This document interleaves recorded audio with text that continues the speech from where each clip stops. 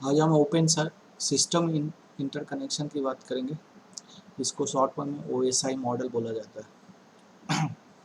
Open सब system interconnections networking में networking के लिए यूज किए जाते हैं। ये मॉडल है, ये इसको रेफरेंस मॉडल कहते हैं। नेटवर्किंग का रेफरेंस मॉडल भी कहा जाता है।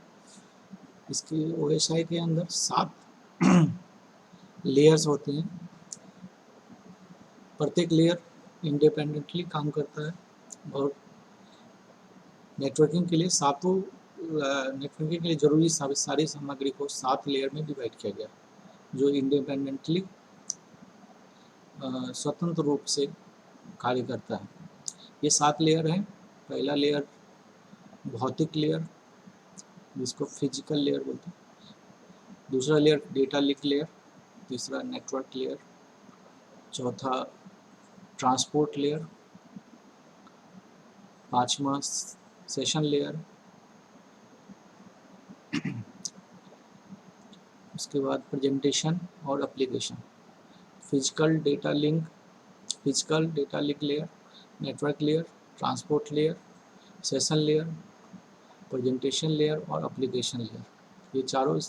ये सातों लेयर्स OSI मॉडल के पार्ट हैं।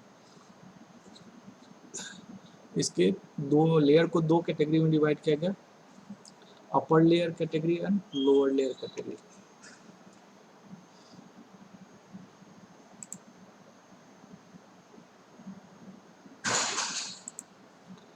इसमें आप यहाँ पे देख सकते हैं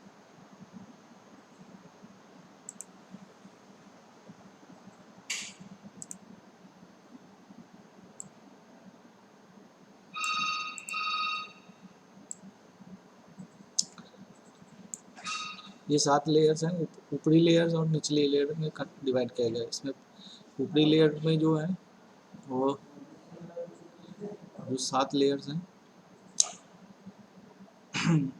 7 लेयर में 3 लेयर को निचले लेयर में होते हैं, जैसे physical layers, data link layer और नेटवर्क लेयर को लोअर लेयर कैटेगरी में रखा गया, और transport layer, session layer, presentation layer और एप्लीकेशन लेयर को अपर कैटेगरी में रखा गया, ऊपरी लेयर में रखा गया।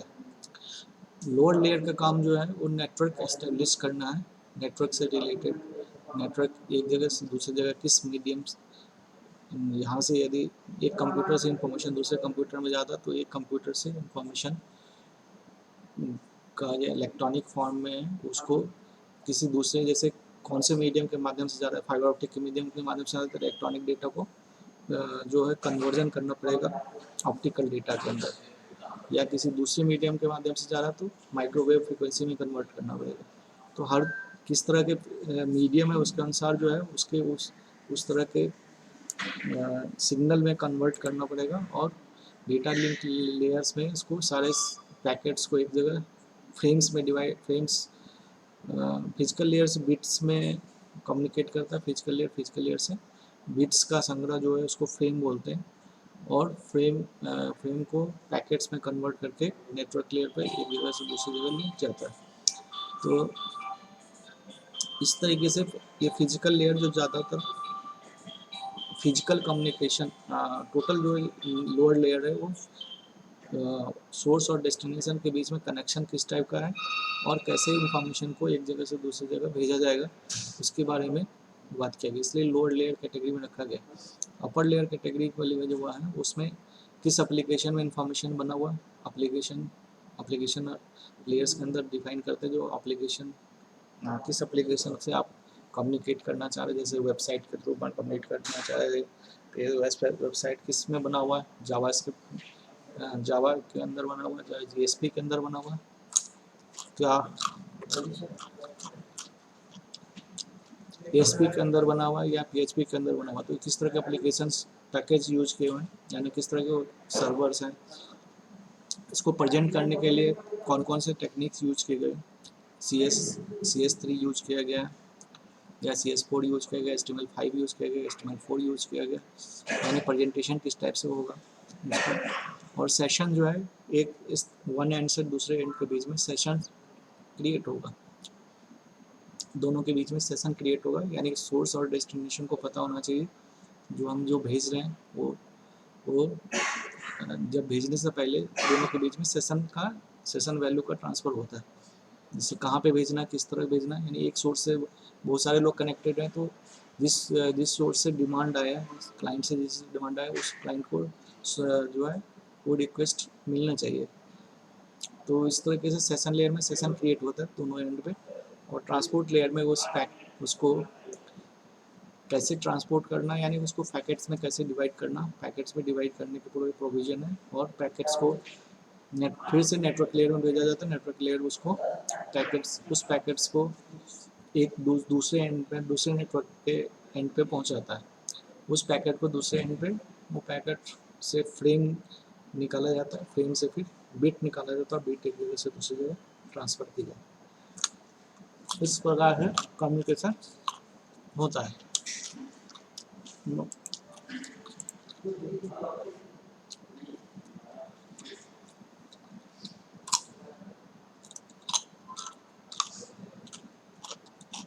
फिजिकल लेयर को देखते हैं तो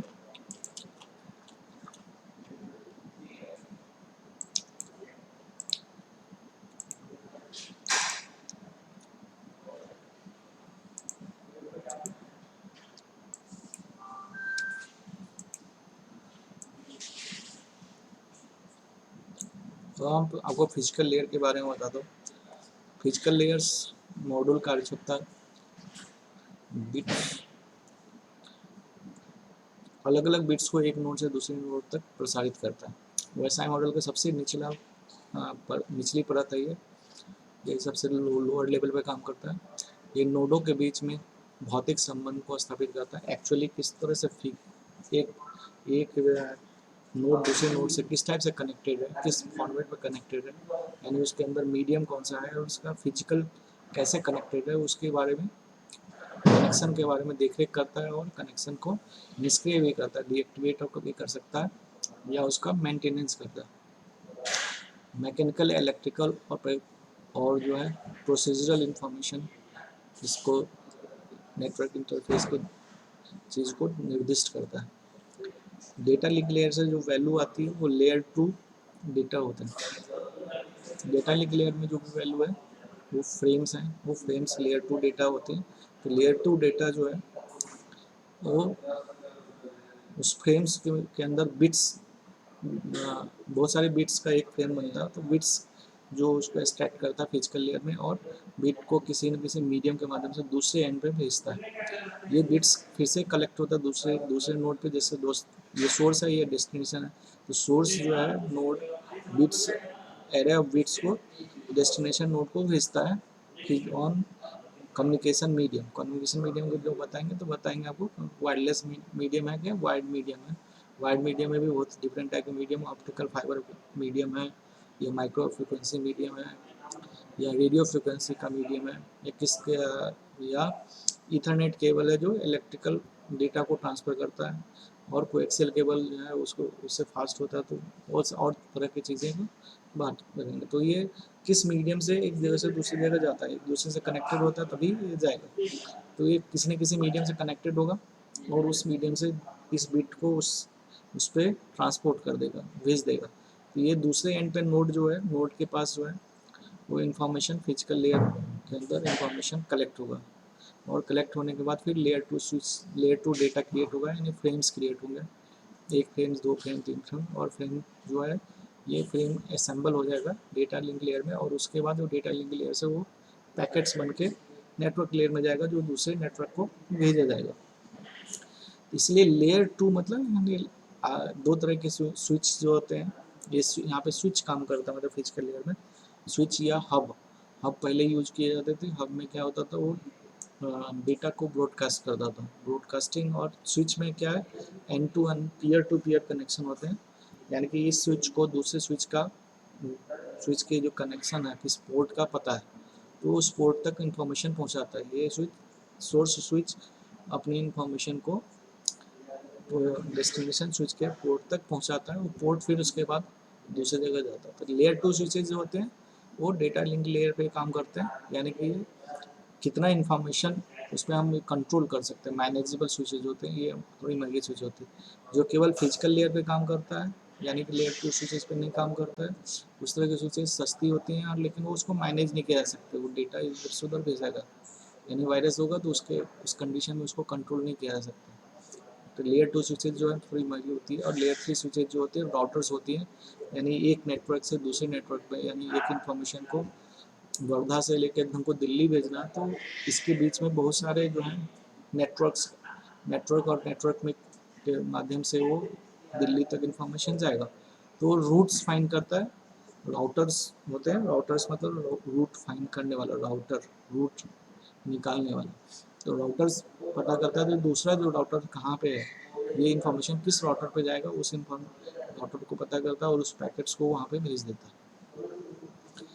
तो हम लोग ये अभी मैंने आपको बताया डेटा लिंक OSI मॉडल बनाया और फिजिकल लेयर के बारे में, उसकी कार्य पद्धति के बारे में आपको बताया।